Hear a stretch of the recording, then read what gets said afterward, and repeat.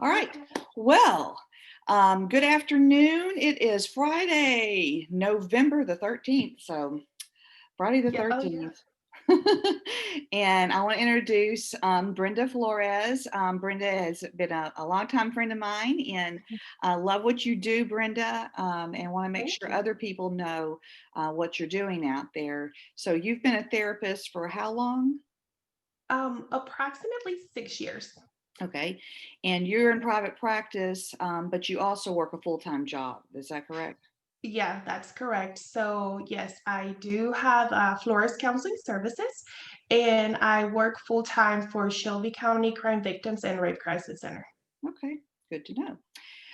And so one of the things that we talked about the last time was that you see a lot of undocumented workers, and so it's important for people to know that that's primarily the reason you don't accept insurance, so that people will feel confident in being able to come to you and not worry about their immigration status.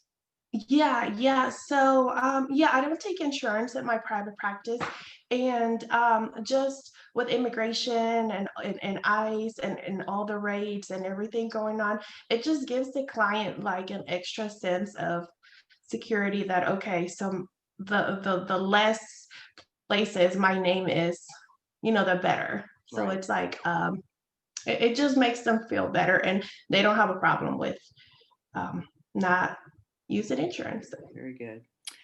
Can you give me kind of a background as far as what your specialty areas are? I believe you're also EMDR trained. Is that correct? Yeah, so yeah, I'm EMDR trained, trauma all the way. That's my thing, specialized in trauma. Right. And particularly for people that have immigrated, I think there's a significant amount of trauma. So it's excellent that you're able to provide that and to really be able to meet Yeah, people where they are. yeah.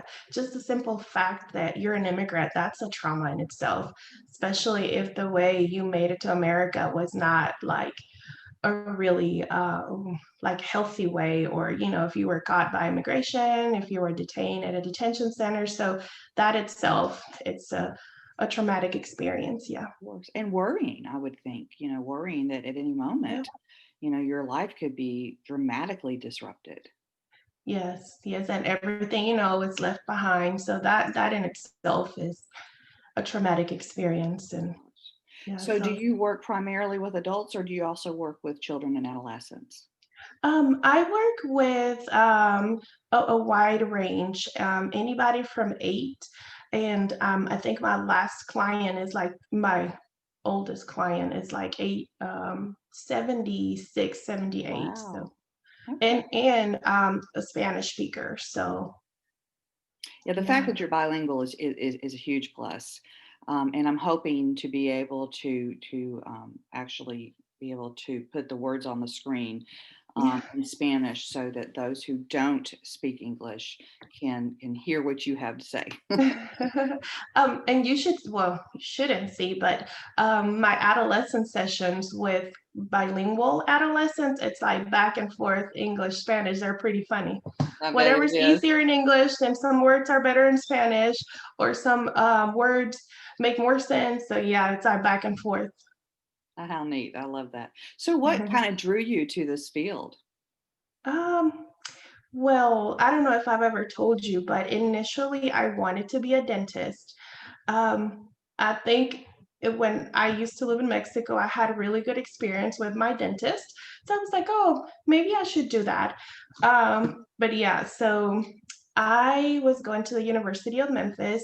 I thought I was going to be pre med, and those classes were like extremely hard. And I was like, maybe I'm just not a good student. Then I just started taking psychology, sociology, and then here and there some counseling classes came up. And I really, really found my calling, I guess. I was like, dental school, who, what? Yeah. So, just when Good. you think you want to do something and then something else comes along and you're like, oh, wow, just taken taken by surprise. So yeah, Yeah. so I really like the psychology, the sociology, the counseling, dealing with people in that aspect. Um, yeah. Well, very good. I'm glad that that's worked out, and I'm sure your clients are as well. Yeah, yeah. Well, So, anything else you want to mention before we sign off? um, so yes, most of my caseload at Shelby County and at private practice is Spanish speaking, but throughout schooling, throughout my whole life, I never even thought that I would be working with Hispanic or Spanish speaking clients. It wasn't until I was doing supervision, and everybody knows Kelly. Kelly's my licensure supervisor. She was like, "Oh my gosh, untapped potential." So she's the one that kind of got me like thinking, "Oh, yeah, you're so right." So, but I never thought that I would be working with that never crossed my mind. Just using my first language to work on a daily basis, and that's really what I do now. Um, yeah. Wonderful. And it's so Yeah. you're one of a handful of people in the area, but you're Yeah. always the first person that comes to mind whenever someone is looking for a bilingual therapist. Yeah. Yeah. Well, I'm glad to be here. I'm glad to be able to help. Excellent. Well, if you want, you can go ahead and say your phone number and maybe your web address, and I'll put that up on the screen during post production. Okay. So my private practice website is florescounselingservices.com. And my private practice phone number is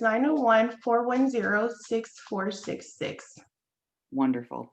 Well, I'm sure you'll have more people reaching out to you. I'm glad that we were able to get together today. It was great seeing you.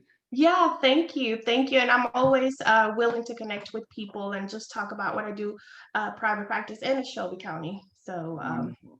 Good to know. Thanks, Brenda. yeah. Take Thank you so much.